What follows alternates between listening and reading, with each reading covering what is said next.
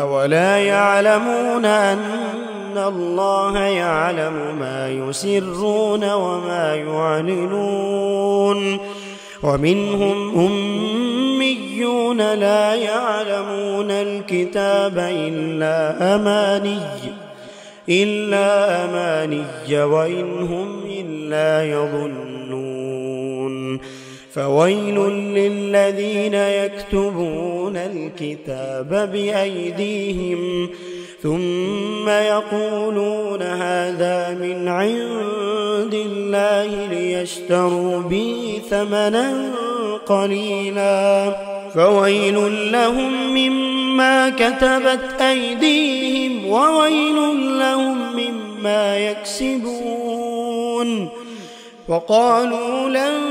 تمسنا النار إلا أياما معدودة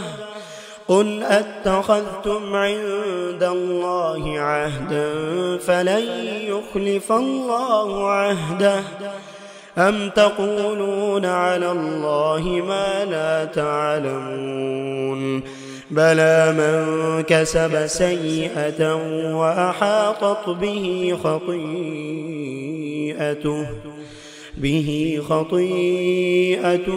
فأولئك أصحاب النار هم فيها خالدون والذين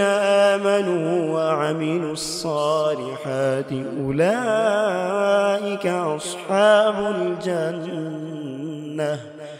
هم فيها خالدون وإذ أخذنا ميثاق بني إسرائيل لا تعبدون إلا الله وبالوالدين إحسانا وذي القربى واليتامى والمساكين وقولوا للناس حسنا وأقيموا الصلاة وآتوا الزكاة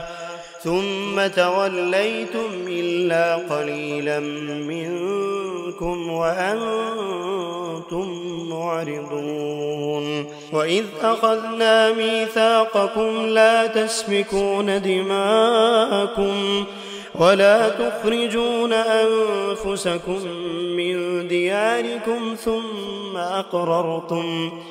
ثم أقررتم وأنتم تشهدون